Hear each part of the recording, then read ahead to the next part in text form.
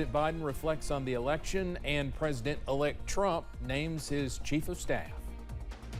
Dedicated to Eastern and Southern Kentucky, this is WYMT Mountain News at 11. Good evening, I'm Steve Hensley. President-elect Donald Trump's transition team has named the first ever woman for White House Chief of Staff. And in the coming days, Trump and President Biden are expected to meet at the White House to discuss the transfer of power set for January 20th. CBS's Natalie Brand is at the White House with more on the transition as it gets underway. In his first remarks since President-elect Donald Trump's election victory, President Biden promised an orderly White House transition and had this message for all Americans after a polarizing election cycle. Something I hope we can do, no matter who you voted for, is see each other not as adversaries, but as fellow Americans. Bring down the temperature. President Biden also emphasized a peaceful transfer of power and said he accepts the election results. I also hope we can lay to rest the question about the integrity of the American electoral system. It is honest, it is fair, and it is transparent. And it can be trusted, win or lose. The president's comments referencing baseless claims of election fraud 4 years ago. And while former President Trump had faced charges related to January 6th and efforts to overturn the 2020 election, CBS News has learned the DOJ is in discussions about how to wind down those cases to comply with long-standing policy against prosecuting a sitting president. As the Trump team prepares for the transition to the White House, they're starting to select key players for a second Trump term. The transition team Thursday night announced that Trump's 2024 campaign manager, Susie Wiles, will be named White House Chief of Staff. Wiles would be the first woman ever to hold that position. Priorities for the president-elect include an extension of tax cuts put in place during his first term, deregulation across federal agencies, and trade tariffs he campaigned on. We're going to charge tariffs to all these foreign countries that are coming in and ripping us off. CBS News has also learned Trump's team is preparing executive orders, with longtime aide Stephen Miller leading talks on how to carry out Trump's proposal to deport millions of undocumented immigrants. Natalie Brand, CBS News, the White House. On Thursday, Federal Reserve Chair Jerome Powell said he would not resign if President-elect Donald Trump asked him to. Powell said he believes the president would not have the legal authority to fire him. Trump reportedly sought to fire Powell during his first administration. Back here in the Commonwealth, Governor Andy Beshear spoke today about his current focus as Kentucky's leader and addressed his political future as he looks ahead to 2028. The governor emphasized that serving the people of Kentucky remains his top priority for the remainder of his term. Proud to be the governor of Kentucky. I'm excited to continue to be governor every single day for the rest of my term. We'll see what the future holds in the future, but right now my only focus is on this job, is about making sure I continue to stand up for Kentuckians and all Americans to ensure that their rights are respected. Governor Beshear added that he will work with any administration that benefits Kentucky, but will oppose any that threatens democracy. It is official. Pineville Mayor Scott Maiden won the historic write-in seat for the 29th State Senate District. Maiden says the untimely death of Senator Johnny Turner left him with a short window to make a big decision. He said the endorsements from the Senate Republican Campaign Caucus and Congressman Hal Rogers helped, but he says one endorsement felt most important. It didn't feel right, you know, to be out doing it, but when I got that endorsement from the family, it really helped ease my mind and gave me a sense of, you know, hey, it's okay, go ahead.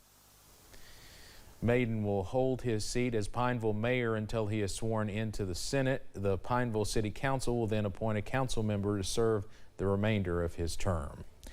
Kentuckians voted no on Amendment 2, one of the constitutional amendments that was on the ballot this election. The amendment proposed allowing Kentucky lawmakers to use taxpayer money to help fund private and charter schools. Those who were against the amendment, like Tiffany Combs with Perry County Schools, says this is a big win for students.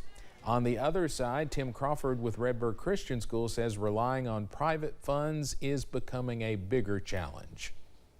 Today's economies, for the world and for particularly the United States. Charitable giving is really down, and so there's more and more pressure for us to be able to find sources of funding to be able to continue here at Redbird Christian School. Honestly, as it is, public schools are underfunded. So I think that this gives us the opportunity to look at how we can make sure that every student has success. You know, address the teacher shortage or universal pre-K for everyone across the state. There's just so many things that we can do to improve success, but reducing public education funding is definitely not one of those. Combs says cutting funds for public schools would make it more challenging to address issues such as the teacher shortage. And Crawford says Redbird is always looking for new ways to find outside funding.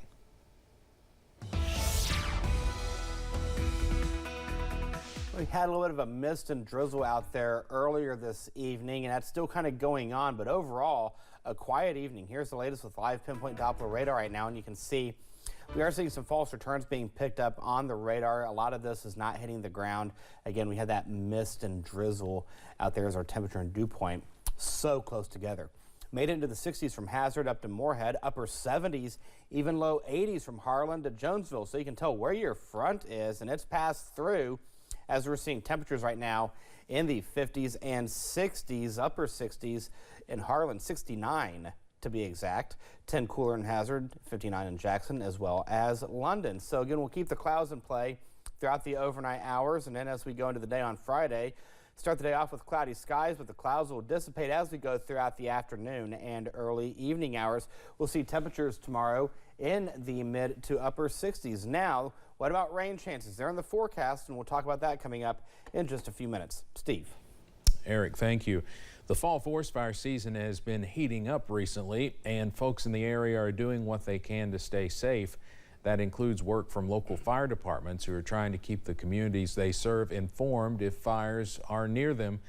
Some fires have been popping up in the Daniel National Forest. Ethan Ledford with the Manchester Fire Department says he does what he can to ensure nobody gets hurt. So usually they're on the ball, they get there to us pretty quick. Our main goal when we respond to a forest fire is just protecting residences, businesses, anything like that. We just want to make sure that nobody loses their home or their business. There is a burn ban in place from 6 in the morning until 6 in the evening. Folks are asked to be cautious as the fire season continues until mid-December. Some people in a southern Kentucky community say they've been without water for several days. At first, officials in Livingston blamed a former administration for not paying a bill to the water supplier.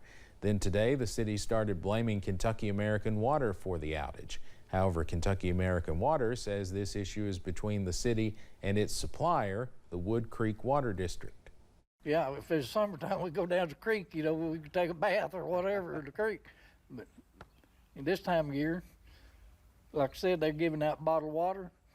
You just do the best you can. A Livingston water customer tells us she was told a solution has been found to the problem. She was told a partial payment is required and service should be restored by tomorrow. The Public Service Commission says they have opened an investigation into the situation. Kentucky State Police are conducting a death investigation following an alleged overdose in Clay County. Police say Sean Gibson was arrested during a traffic stop in connection to an active warrant.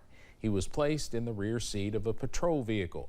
While troopers were investigating, Gibson allegedly consumed illicit drugs, resulting in him overdosing. Life-saving measures were attempted, but police say he was pronounced dead at a hospital. A Pike County man is facing charges after he was reportedly found driving under the influence with a minor inside the vehicle. The incident happened Sunday on US 23 when police noticed the taillights and brake lights were not working on Aaron Justin Watson's vehicle. They pulled him over. Watson reportedly failed several field sobriety tests. He was taken to the Pike County Detention Center. A Corbin man is facing trespassing charges after police received a complaint. Deputies with the Laurel County Sheriff's Office were called to a business on Tuesday. Once they arrived, police found 39-year-old Troy Wagers Jr. and determined he was under the influence. Wagers was taken to the Laurel County Correctional Center. In exactly 6 months, people ages 18 and older will need to have a real ID or another acceptable form of identification to get on a plane and access places like military bases. Mariah Congito has those details. When you come through the airport, it's hard to miss all of the Real ID signs and posters. KYTC says as of today, 32% of Kentucky cardholders have theirs, so still quite a ways to go. Last year, we had a record number of passengers that flew through our airport. We're very excited. It's great for Lexington, great for the Commonwealth of Kentucky.